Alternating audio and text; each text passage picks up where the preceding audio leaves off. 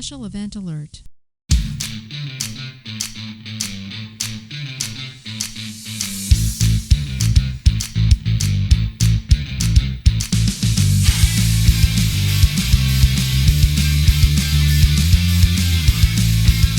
I'm late because I'm not used to being in a different time zone yet.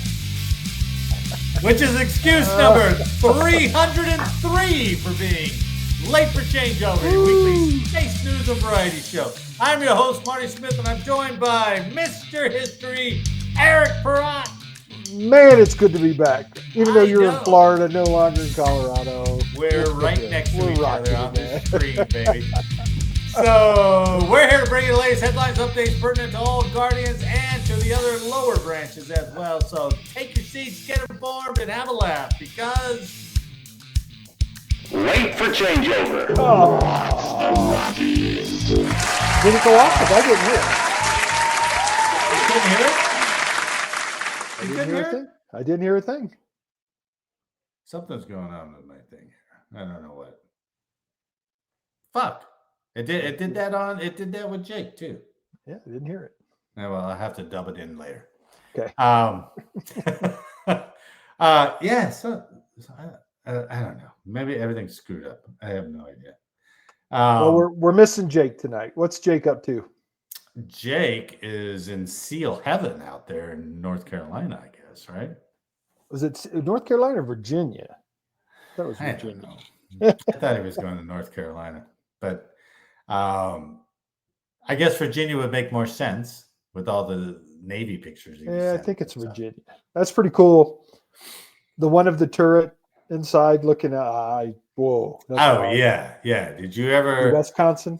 Have you toured any of those? I toured the Missouri. I did too. Yeah. And that's Susan's all astounded. She's like, they live like this? And I was like, look at their bunks. It's three of them on the row. And I'm like, good God. No, sir. But it was cool to look inside. Never seen inside the turret and of the big edge guns. That was pretty cool. Yeah, that's really. He gets to see some really neat stuff, man, when he travels. I know. I was telling my sister, and she's like, is he gone again? And I was like, yeah, he goes all over the world. She goes, he was in England, wasn't he? I was like, yep. He does shit all over. Yeah, man. What a great job. He's got a great gig, man. I can see him working for a little while. Good on him. Well, yeah. I know he did. Well, I don't know. I can't. I think he enjoys his job. Not like us. We enjoy our jobs now. We do now. Yeah, right. Yep. Well, let's good to see you back from I'm where you are. So it is interesting that the J Day tomorrow is 303. So that'll still be my cell phone number, and people go, where's 303 at? And I'm like, yeah. It's in Colorado. Which is funny. Do you remember when all the phone numbers went to 10 digits? Right? Oh, when they added the area code and stuff? Yeah. And how big of a pain. I gotta dial area code now. And then I remember when they split Colorado too, from 303 to 720.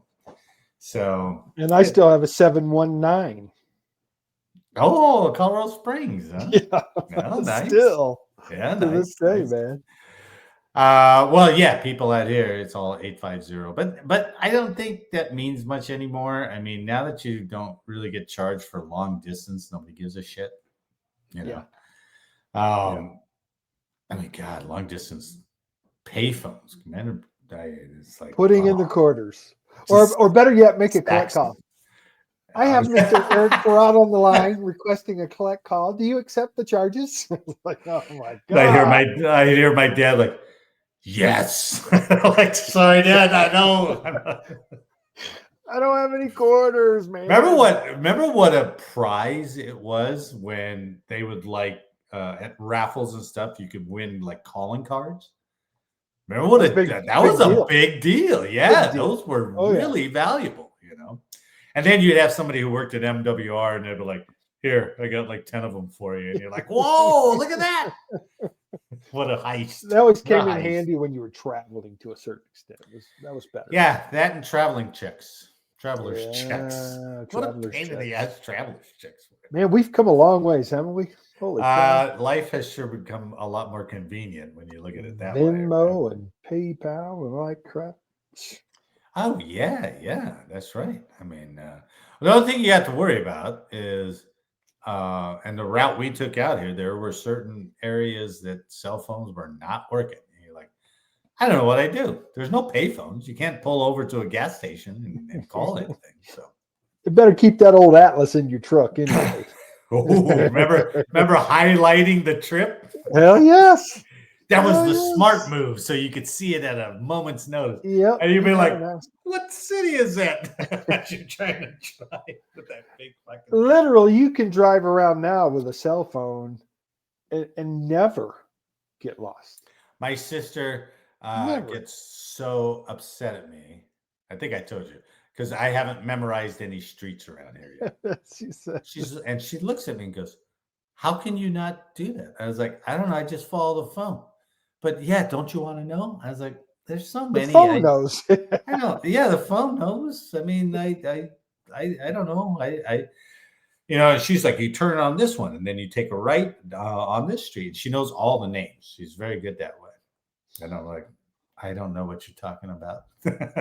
Well, on Monday morning, we had an hour 20-minute drive to the airport, but we went to a First Watch and ate breakfast before we went to the airport. So Nice. She goes, we going to have time? And I looked at the phone. Yeah, we're 7 miles away from the airport. Let's go. So it works perfect. Right. Yeah. Especially when it gives you estimated arrival and all that stuff. Yeah. And they figure in traffic, things that are getting congested. I'm like, come on. What do you use? Do you use just what's on your phone? Do you use Waze? Do you use? I've used both, but usually it's just Google Maps. Waze is when I was using Waze, there's so much crap on it. There's too much user input. It's like there's a tire 50 miles ahead. Is it still there? Like, I don't know. There's too much. There's too many icons on my little screen that I can't figure out what it is. So I didn't like that either. Google Maps works. It's all I need. Yeah. Well, let's get to the news, shall we? I like it. This first story is from as close a space story that was worth any interesting. It's not even a real space story. But this is from Air and Space Forces magazine. Shutdown relief. How's the government shutdown treating you, retiree? Not effective. Where airmen and guardians can turn for help. Now, you would think that they would list all these agencies, and this article doesn't. It doesn't. So if you're active duty and you're listening to us, we have no answers for you. Sorry, dude. But with no end to the government shutdown in sight, airmen, guardians, and defense civilians face increasing uncertainty about whether or not they'll be paid and how to make ends meet if they are not. The next military paychecks are due on Friday, unless you are with the bank who pays you 2 days early, right? Yeah. That was a guarantee to spend that money way before you wanted to. Well, and I have a number of government civilians that aren't being paid but have been asked to continue to work. Yeah, that sucks. They just get pissed off about that, man. Well, sure. I mean, I wonder if, well, I guess if you were working, not getting paid, and you got hurt. Workman's comp? I don't know. Good question. I don't know. We didn't ask you to work. Well, we weren't paying you to work. You came in on your own. That's dangerous, man. Many two-income military families are operating on just one check as a result. I thought this was interesting. A 2021 Government Accountability Office study estimated that some 69,000 military spouses work for the Department of Defense or a related entity, or about 1 in 4 of an estimated 270,000 military spouses employed full or part-time. A 2025 research report from Syracuse University estimated that 10.3% of some 901,000 military spouses or roughly 93,000 worked for the federal government. So your wife's getting a federal government check, you're in the military, and now neither one of you are getting paid, you know. See, and that's such crap, because if I don't know, I'll be Chuck Schumer today. Honey, are you going to work today? Yes, I am, honey. We're going to take a vote whether to shut this thing down or keep it running or keep it shut down. Did you go to work? I did. I said no, and I came home. And I'm getting paid. I'm getting paid. Yeah, Congress is still getting paid. That's effed up. It just aggravates me so bad. It's For those, so unfair. And it's so disconnected. Oh, when they're supposedly fighting for you, right? For those military families, financial hardship is already here, and the chance that both paychecks could stop still poses a more serious threat. Financial institutions catering to military and federal employees are offering a variety of shutdown relief programs, including paycheck advances, loans, and deferred payment options. Okay, very cool. And banks can afford to do that, right? Except the interest rate is 24%. Oh, don't piss on the parade, at least not. But you're right. That's true. You're right. And that we were talking about that the other day. All the policymakers, and everybody in the briefs, briefing high level people are like, "Don't worry, they'll be fine." But then, where the rubber meets the road, the landlord's like, "Hey, buddy, and he's like, rent. Can't you?" And he's like, "No, I cannot." And that's where they're totally out touching, effing some of the lower enlisted over. Absolutely. The families are struggling. Anyway, right? We've covered all that. Yeah. Yes. They don't make a freaking livable wage, man. Both Penn Fed Credit Union and USAA offer paycheck loans up to $6,000 per pay period to qualifying federal and military members. The qualifying members must have direct deposits set up and meet certain credit requirements. USAA has already issued 91,000 no-interest loans, said J.J. Montanaro, a financial advice director at USAA. Penn Fed has a similar program. As long as members have a direct deposit that receives a paycheck from the federal government, said Executive Vice President, Member Operations and Global Fixed Assets, Jamie Gayton, we can replace that paycheck up to $6,000, and then what happens is after the shutdown ends, they get repaid. Then we'll go back in and pull that money out. All right, if they do that, no interest, fucking hats off, man. That's but you know awesome. What? That's a win. That's a win for both parties. USA wins as well as the customer, because the customer goes, "Wow, they're giving me a loan at no interest. Maybe I should look into the insurance with them. Maybe I should put sure. With them." Yeah. So maybe. I'm sure their numbers are going to grow. I know I would. Especially with that gesture. Absolutely. I mean, USAA ain't the cheapest insurance out there. Nope. I have it. I know. I do too. And I'm like, why did you just jump my insurance several $100, USAA? Yeah. But I think they have the best customer service. So do I. They're always, they know what's going on with you. Yes. Every accident claim I've ever had has been taken care of within like a day or two. Just like that. Yeah. Yeah, it's really fast. For car and credit card bills, Penn Fed has approved 2,240 applications for members to skip a monthly payment. USAA has also likewise approved tens of thousands of dollars in credit card payment relief for members affected by the shutdown. So far, base services such as childcare and libraries are funded by non-appropriated funds and still operating. The Air Force put out guidance for airmen, guardians, and spouses on September 30th, a month ago, to help weather the uncertainty of the shutdown, yet some of that guidance could soon be out of date. For example, it recommends that service members look into the Department of Agriculture's SNAP program, Supplemental Nutrition Assistance Program. Wow. But President Trump has stated that those benefits will not be available as of November 1st. But that wasn't to affect the military. That was in general, right? According to media reports, several states are planning to sue over the administration's decision, but November benefits are likely to be available. So, as I said, the article doesn't really describe where to go for some relief other than Penn Fed Credit Union or USAA. Yeah.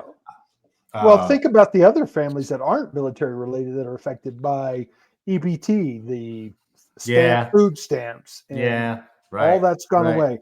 right. Now, I know some of that is used wrongly and improper. Yeah, Those people, I don't care. But the ones that truly need it, who are trying to get ahead, right. Or and just this is just, maintain, right? Just it's a maintain. Yeah, stopgap for me to continue to look and, yeah, yeah. that's tough. That is really tough. The imagine if you were deployed and now Uh, you're worried about your wife and all, like she's going, how do I pay the mortgage? And yeah. she's like, fuck, I don't know where to go. So yeah, it's really pretty bad, Congress. God damn. Yeah. And all this for some political war. Yeah. And did you hear anything about this whole it might go to January? Have you heard that? No, really.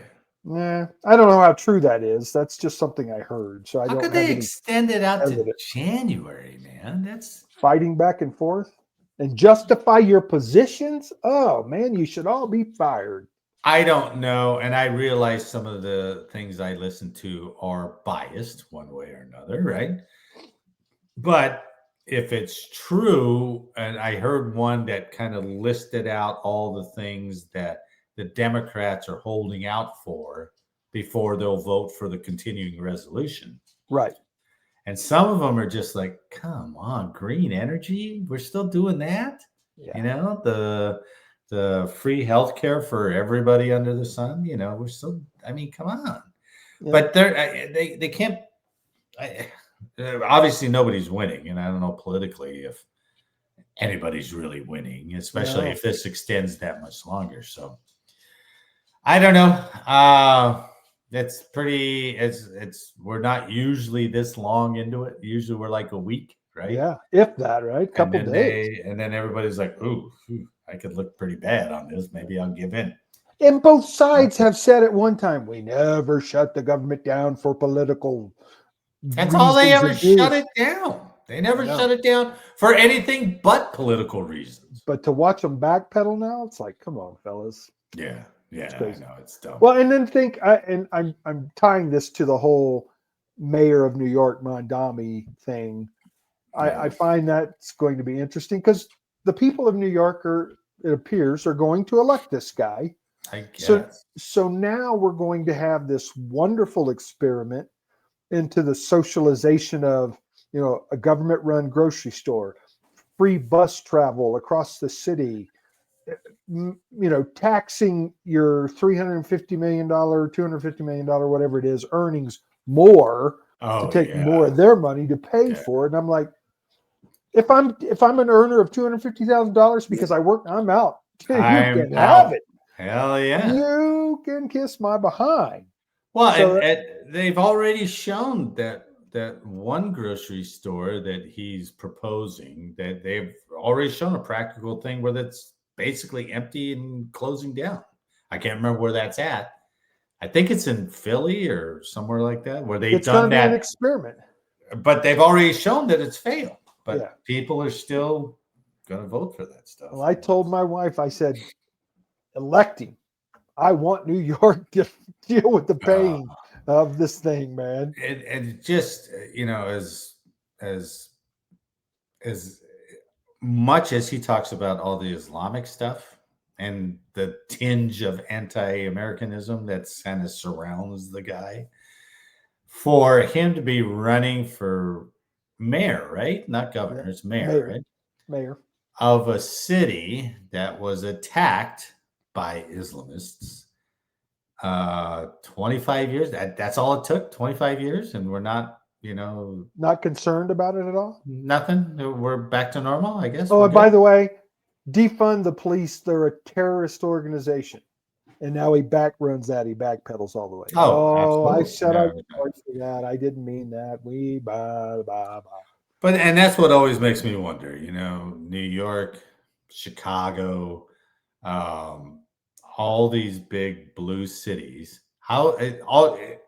they go out, the man on the street goes out and interviews these people, and they're like, yes, we have crime here. Yes, it sucks here. It's expensive. My daughter got raped, whatever it is. Yeah. and you're still electing the same people. So it sure makes me wonder how much how those elections are being run, I guess. Keep me a spot in Florida, man. Right here, come to the free state of Florida. keep me in mind. I'll go crushed by the blue state of Denver. They made me wear a blue shirt tonight. Oh, is that a G? What is that? Oh, I don't know what the hell it is. G gradual. I like those. I like those clothes. I think that's what it is. They're Chinese communists, but I like them. So. I thought it was made in Hanoi. Well, that would be less, right? All right. So I'm interested in what your thoughts are on this. This is something we never had to deal with when we were in. But the next story comes from Task and Purpose. So the Navy is launching a review of Marines and sailors' personal social media posts. What's your first thought about that? That sounds like an invasion into my privacy. Yes, but go back. Yeah, I agree. But go back into the military that we grew up in. And we knew, I mean, hell, our military, you couldn't even get gas in uniform. No, that's right. So it was quite different. That's right. But thinking, and I first thought this article was about like all the, some of the TikTok videos of people in uniform being kind of half in uniform or cross-dressed in uniform or all these other things. I thought that's what they were addressing, but I don't think that's exactly what they're addressing. They're not exactly clear on their definition. Probably tactical. Is it just reviewing for what we are talking about, though? If you're voicing an opinion about your command or your president or your commanders, on social media, that's a you couldn't do that anyway, right? Right. So, and I think that's the top of the mountain, and as you go down, it's more like anti-government talk. And I think that's what they're trying to address. Yeah, I could see that. Yeah, but the problem with it is the platform. The government has put we the people have put these platforms out there to voice your opinions and do everything you want, and now you're going to try to stop. Well, we get to this one point that made it clear for me some of the direction, but let me page through some of this gobbledygook. First, the Department of the Navy is looking into whether sailors and Marines' social media posts have violated the department's social media guidance, which I think they get at basic training. So here's the guidance for social media.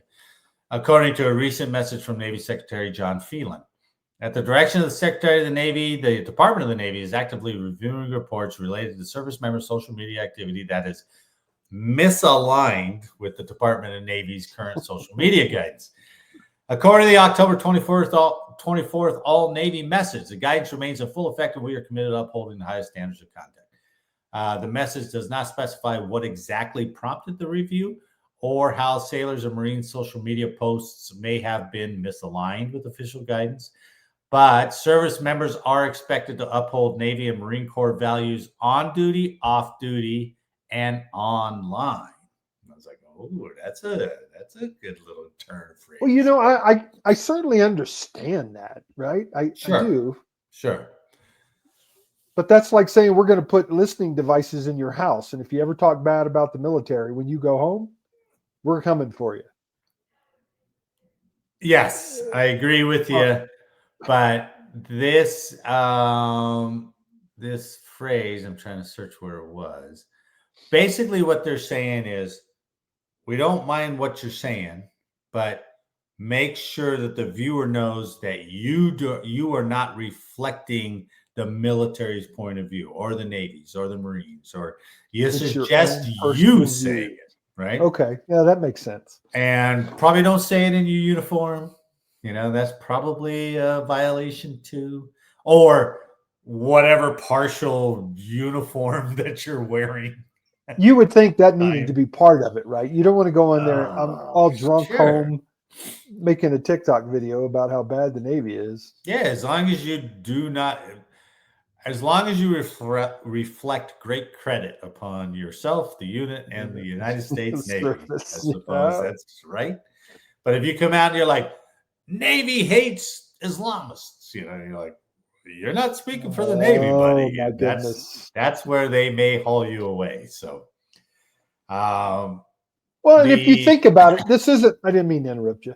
No. If you think about it, this isn't the first time either, because from a investigation into your background, they started saying we're now going to review your social media before we give you a clearance. Sure. That was a big deal. Everybody hooped and hollered about that. So it's sort of the same thing. That probably contributed a lot to people getting rejected for the service over the last 4 or 5 years, right? Oh, I would agree. Yeah. Because you got these teenagers who are just like, yeah, I'm going to say whatever I want to say. This is my independence from mom and dad at 15. So yeah. Then they're like, hey, did you say this 5 years ago? And they're like, yeah, but I didn't. It was a joke, right? You're done. The messages also encourage troops to include disclaimers to make clear that their posts reflect their personal views and are not necessarily the official positions of the Department of the Navy, Department of Defense, or Department of War, or the United States. Both Phelan and Emmert, these two Navy officials, reminded Marines and sailors that they are prohibited from engaging in partisan political activity while on duty, and they should avoid implying that their personal political activities are approved or endorsed by the military. So I get that. That's pretty clear. And that makes sense to me. I don't have a problem with that. I don't either, and that's common sense. But if you're standing in your uniform, clearly advertising that you're in the military, and you're spouting some whatever rhetoric you're spouting, take a uniform off and just spout your rhetoric. That's fine. Yeah. The military services have long struggled to regulate what troops say on social media. In 2017, the Marine Corps, did you ever hear this? I never even heard this. In 2017, the Marine Corps was rocked by the Marines United Facebook group scandal. Members of the group, which included troops and veterans, shared nude or sexual photos of women without their consent. I know. This is online tailhook, right? Wow.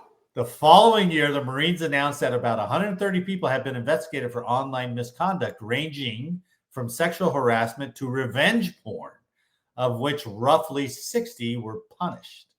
Wow. More recently, a reserve soldier also lost his full-time position with civil affairs for his social media and public comments criticizing U.S. support for Israel and linking to apps that track ICE agents.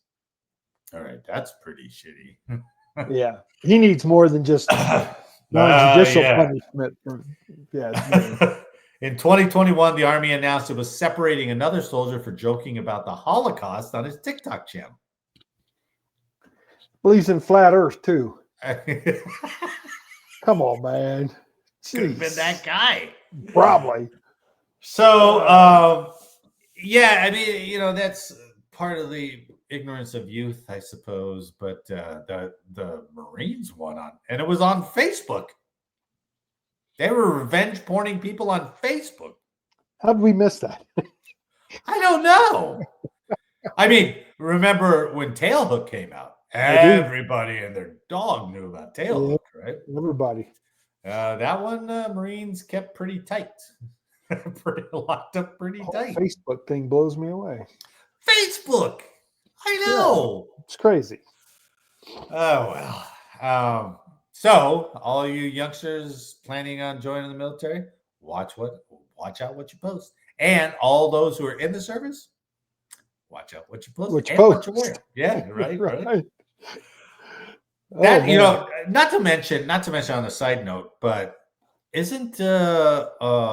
aren't there just a slew of military women like posting in uniform like on OnlyFans? We joke about it all the time, but I think they're doing like OnlyFans in uniform and shit like that, or public shots on duty.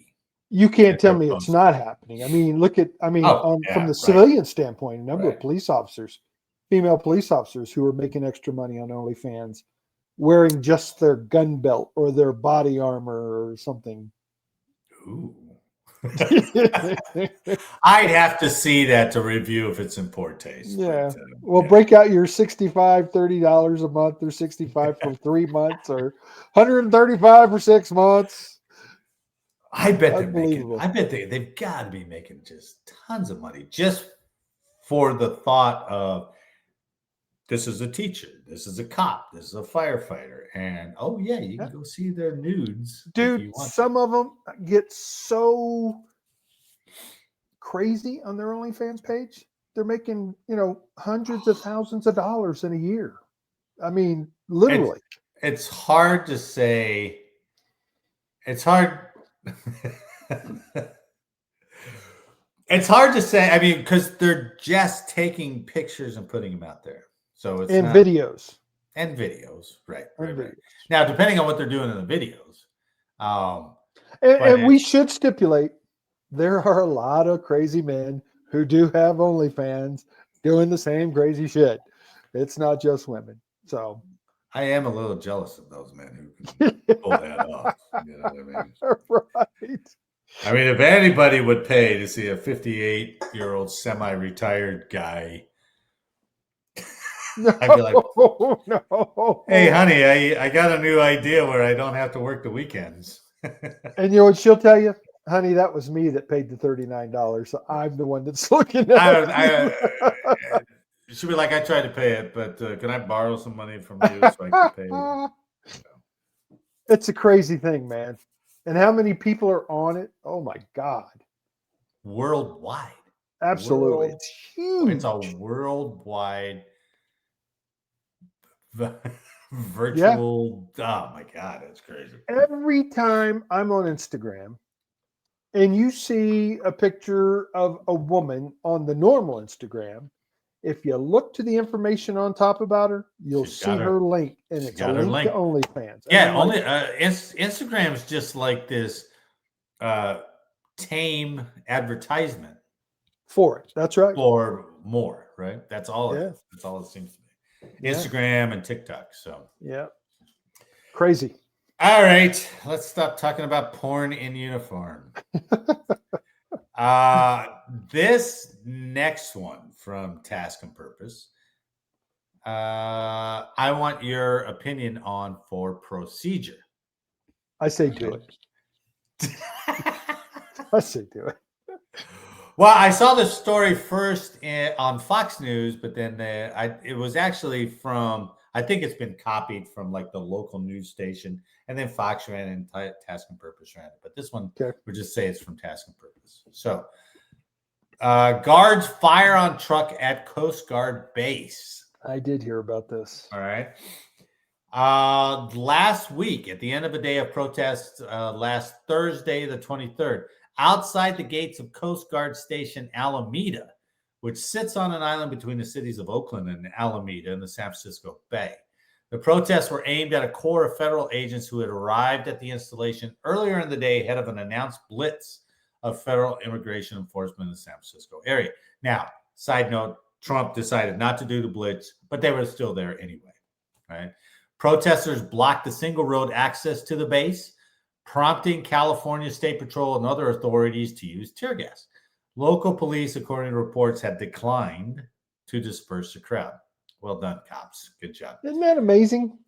I don't know how you can decline your duty that you swore to do. In the world, I don't. Oh man, it's flip-flop world.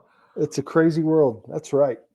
So at the end of the day, about 10, I think it was about 10 o'clock or something like that at night, a U-Haul truck maneuvered up to the gate. It maneuvered a position, pointed away from the gate, then started backing up towards them rapidly, right? As everyone was telling them better stop.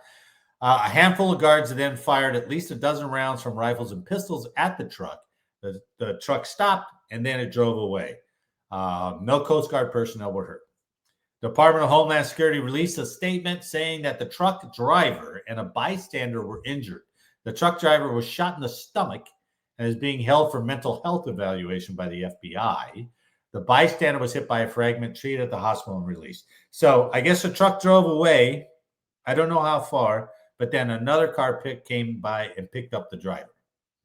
They left the U-Haul truck. So that would scare me right there. Well, yeah, because I mean, explosive device, whatever, man. You just never know. Was Oklahoma City in a U-Haul, or was it just in a regular like box truck? I don't think he rented it. Right? It was a box truck. Yeah, I think it was just a box truck. All right, you want to see the video? Yeah, this is wild. So this is actual video of the situation. Yeah, it was like a news company was doing this. Holy cow! Look at this thing. That's it. Holy cow! Now here he comes, backing up. Those guys are ready for him.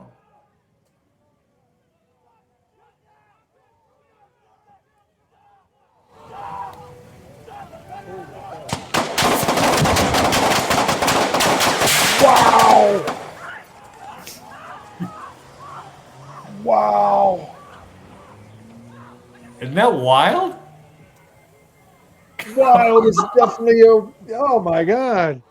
Now look at this. Look at this as this truck is backing up.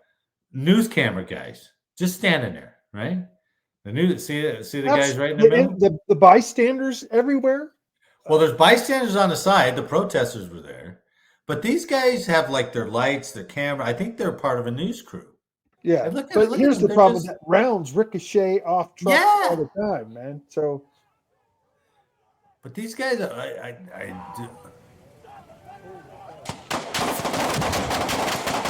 See that cameraman? It's like, move, cameraman. Unbelievable. Yeah. Yeah. Isn't that wild? So at this point, I thought it was kind of interesting, right? And you tell me. So the U-Haul pulls up in front. Those guys are they're taking a firing stance. But what do you think? I think like, what do we do, right? I mean, we can't get out there. I hope he doesn't back up at us. I mean, what do you do if you're in that position? Right off the get-go, there's some things that I notice. Number one, I don't see a serpentine. Oh, yeah. The vehicle down. Yeah. Number two, no bollards. Pop-up I noticed that too. I thought, what is going on here? Yeah, there's nothing to stop it from entering. So the position of, okay, we are the last line of defense with our weapons, I get that. But man, had there been an explosive device in there, it had already been done, right? Yeah, and it exploded, especially if you shot at it, which you didn't have much of a choice to disable the vehicle. But don't use a sign. So we always said, if we ever, all right, let me back up. As a flight sergeant, I'm telling my gate guards, if we ever encounter a vehicle that's approaching us that is concerned, one of you, because there's normally two people on a gate, one of you will focus on disabling the vehicle. Tires, engine blocks, tires, whatever can stop it. The other one will take on the person driving. All right. So you already know that beforehand. That was part of our policy. So the disposition of these, what do we see? 1, 2, 3, maybe 5 guys with weapons, and they all just let loose. I know. With people standing around, this knucklehead filming it. Yeah, I'm a little surprised at that there wasn't. But we're also talking about Coast Guard. I don't know what their training is. I don't. That's a good point. I don't know if they're Homeland guys or they're FBI guys, if they're ICE guys, but already that we saw at the beginning of the video that U-Haul he's what, 30 feet away from him? Yeah, if that. And backs up. And I will say this, the right to self-defense, when you fear for your life, the vehicle made very threatening maneuvers to come back at me and drive into me. Yeah, so he was headed right for us, man. Yeah, I can certainly understand the use of force to stop the vehicle. Isn't that crazy? And it's so crazy, but you're right. Almost any base that we're familiar with, Yeah, serpentines, bollards, they got gates, things to stop you. the cement or whatever those things are called. You know, the cement. Yeah, the blocks. barriers, Yeah. the porter barriers. Especially when they know they've been protesting all day. Yep. And it's just like, come on, guys. One button for a pop-up bollard, and that thing goes up, and that truck is freaking just flipping over on its side because those things. Especially all the history of trucks blowing up that we have. Yes. You know, I mean, so that was a little interesting in the situation right there, right from the get-go. Plus, what is that guy thinking? You haul trucks Obviously, for $20, man. He wants to tell him that the Earth is flat. Could be. Could believe. I hope that guy is not watching. I hope he doesn't like our podcast. Oh, if he does, he's gonna hate watch us now. He's gonna find me and go. We'll go up to 115 subscriptions, which will be our downfall. So you know, from a good point, I'm glad they stood their ground and freaking took on the vehicle. Yeah, you know, protection. But at the same time, all right, put me in one more procedure thing here. If you were that guy in the middle, right? You see the back of this truck coming. You can't shoot the driver. You don't have the angle. Do you shoot? Or, I mean, it didn't sound like anybody was shy to shoot. No. Plus, why would you not be taking cover behind the vehicle? Behind the vehicle. Off to the side. Because if the vehicle does come at you now, he's just going to pin you in the middle of two vehicles. He's going to hit that vehicle. I would imagine even if you shoot the tires out that close range, he's still coming back at you. That's true. It's not like, I instantly stop him. Yeah. No. And there were certainly no targets identified for individual shooters. No. It was all just So, yeah. It's crazy. And this guy had nothing in the back of the truck. You know, there wasn't any explosive or anything like that. He just rented a truck and it was going to back up into him. So the bottom line there is you got to, like you said, what are you thinking, man? Did you not think your military wasn't going to defend themselves? I don't know. Maybe he thought, I got the whole back of my truck. They can't hit me. Well, they did hit you. They got you in the stomach somehow, buddy. He's a dummy. He's a dummy. And, you know, it sounds more and more just like, I want to get popular with the protesters out here. So look what I'm going to go do. They got shot in the gut. So the biggest thing that stood out for me again is no barrier between the actual entry to the facility. Yeah. That's surprising, right? Yeah.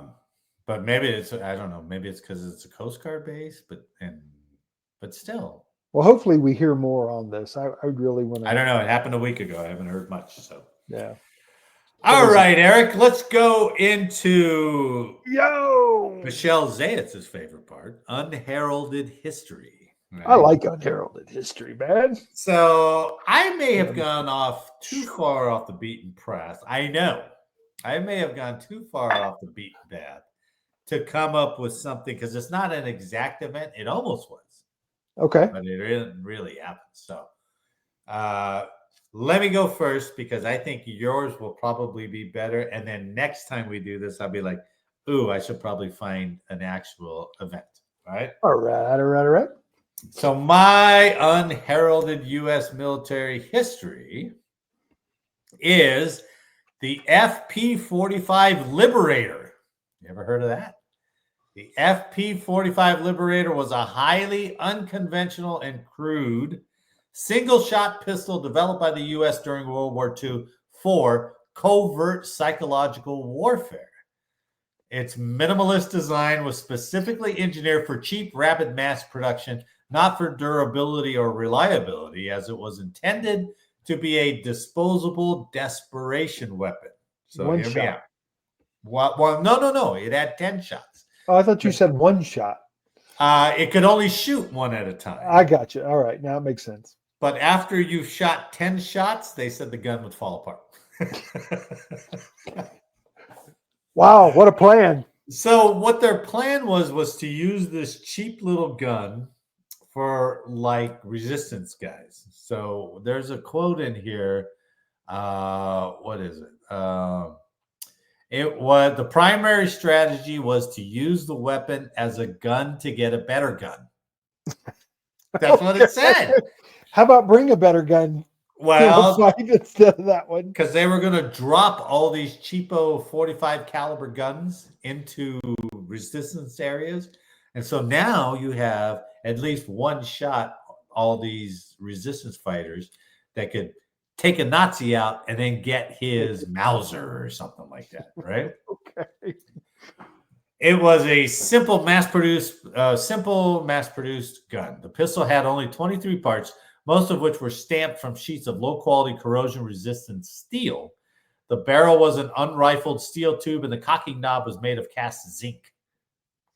Its simplicity allowed the manufacturer, General Motors Guide Lamp Division, to produce 1 million pistols in just 11 weeks.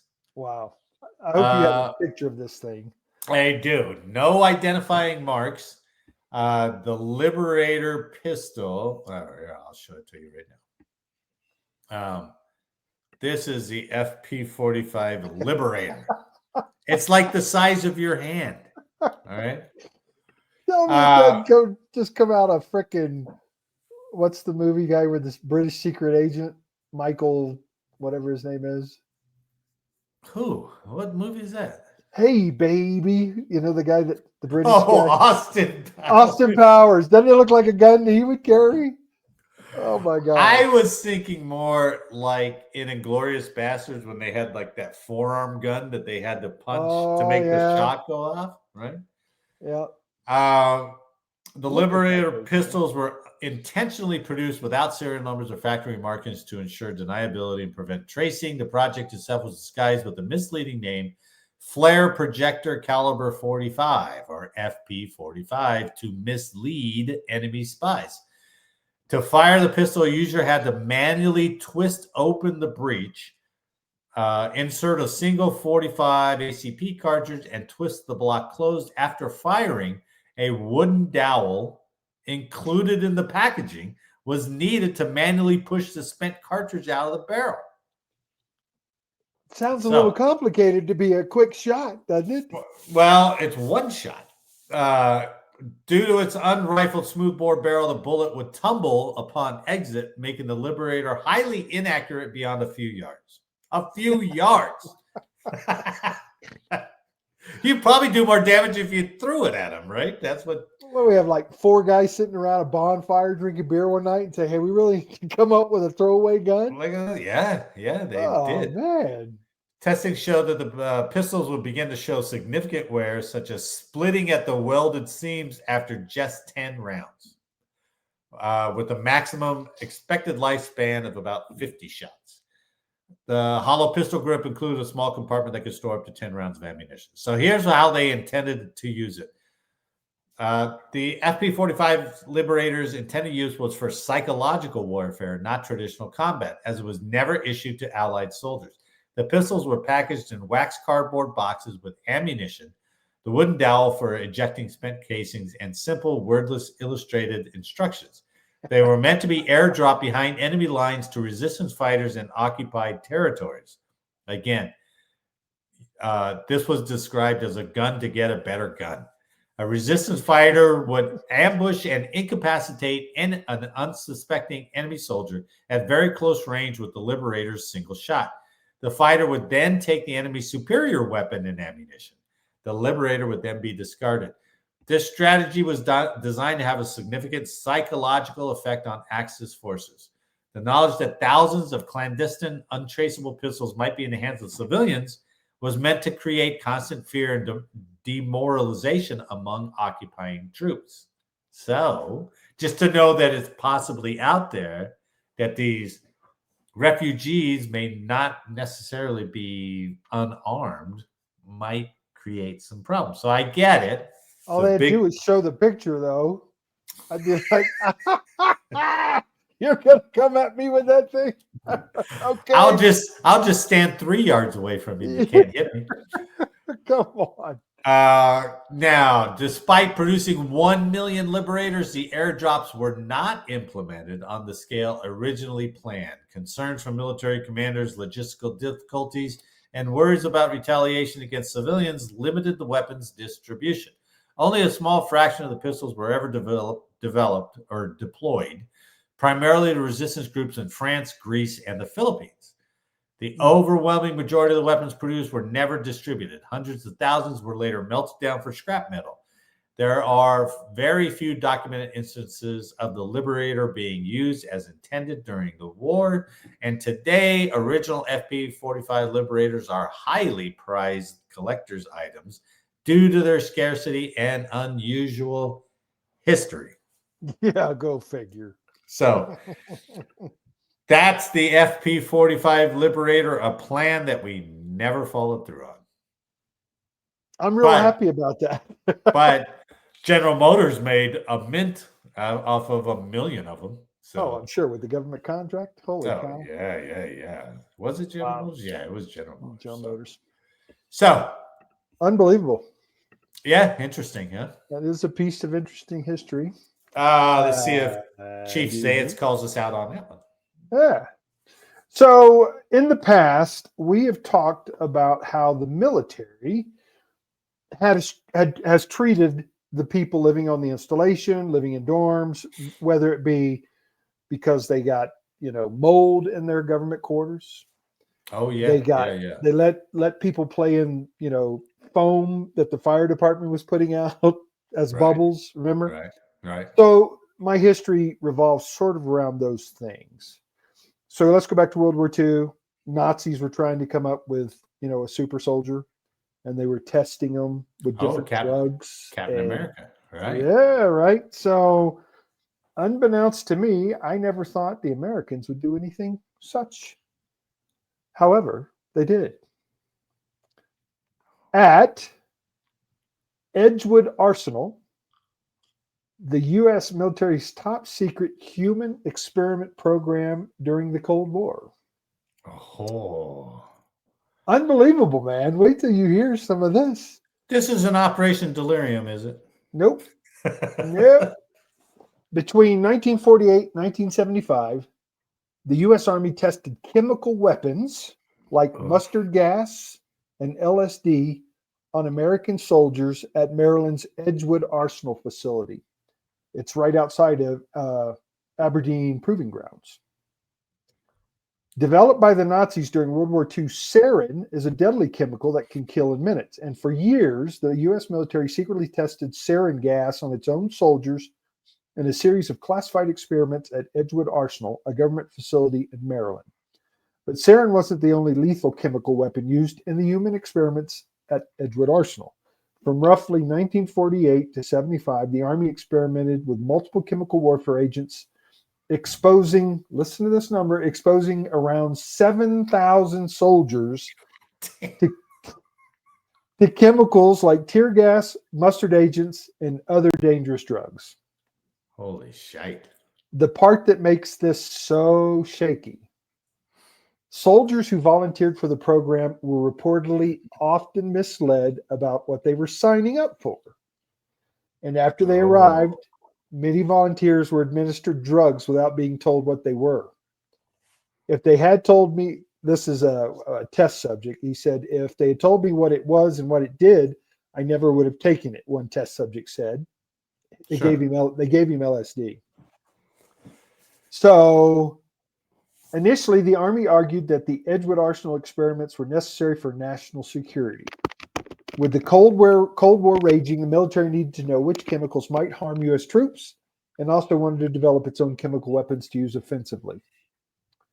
So for over 2 decades, the Army tested chemical weapons on volunteer soldiers. Allegedly, the U.S. even consulted with former Nazi scientists who developed chemicals like sarin to help with the experiments. What? God damn. Right?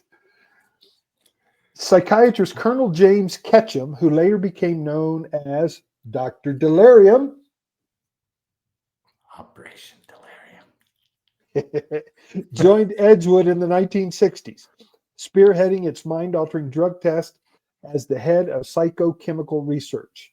A zealous defender of the experiments until his death in 2019, Ketchum insisted that the chemical weapons they were testing were more humane than traditional weaponry and were a necessary precaution during the Cold War. We were in a very tense confrontation with the Soviet Union, and there was information that was sometimes accurate, sometimes inaccurate, that they were procuring large amounts of LSD, possibly for use in a military situation. The scientific director, Wilson Green, director at Edgewater, argued that chemical warfare could lead to fewer casualties on the battlefield. I don't know how you even can say that. Right. How is that possible? I'm blown away. So throughout recorded history, wars have been characterized by death, human misery, and the destruction of property, each major conflict being more catastrophic than the one preceding it. Green wrote in 49, I am convinced that it is possible by means of the techniques of psychochemical warfare to conquer an enemy without the wholesale killing of his people or the mass destruction of his property. So he wants to frickin' drug them. I don't get it. Why not? You know, we're going to kill everybody. Right. So this is the last part I'm going to leave you with. The Army claimed that soldiers volunteered for the project, but the truth was more complicated. They were told that they were going to be testing Army equipment. Nick Brigden, director of the documentary Edgewater Experiments, told The Guardian there was no mention of drugs. After shipping out to Maryland, the soldiers were pressured into dangerous experiments. Once they got into Edgewood, from what I've heard from these vets, they were threatened with court-martials if they didn't participate and would be removed from the military.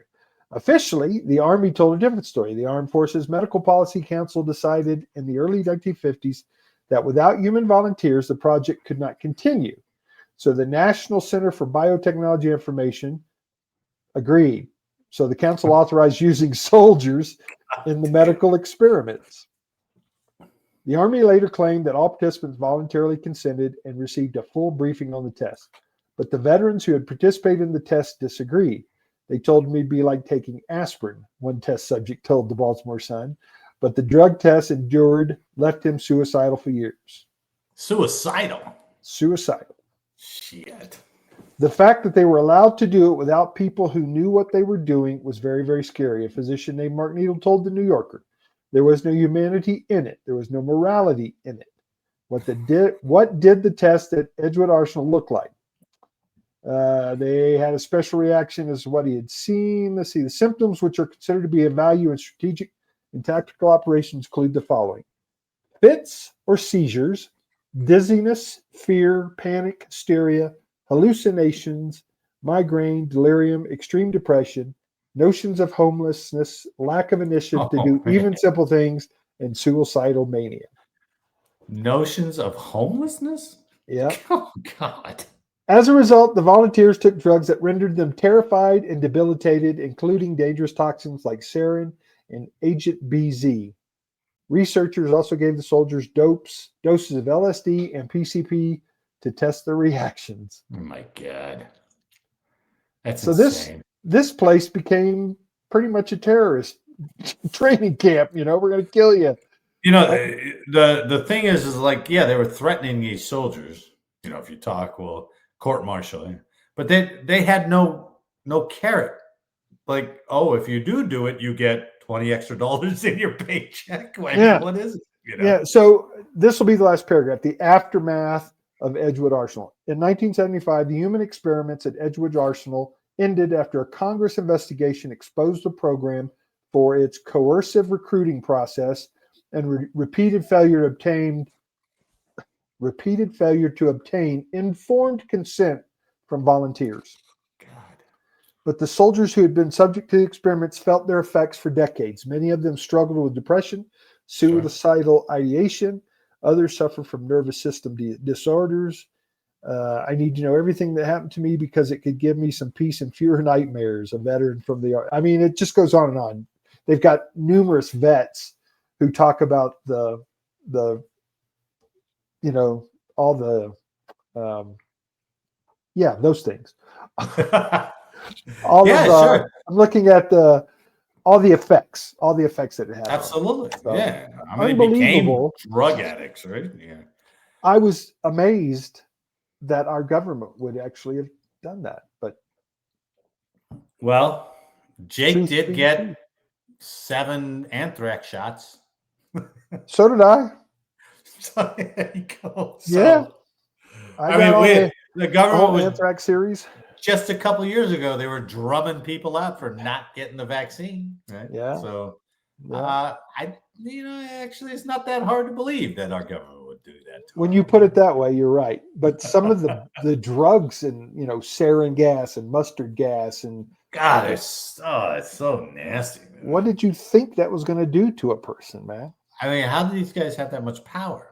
They hid it from Congress. They hid it from, everybody, probably. Yeah, for 2 decades. Wow.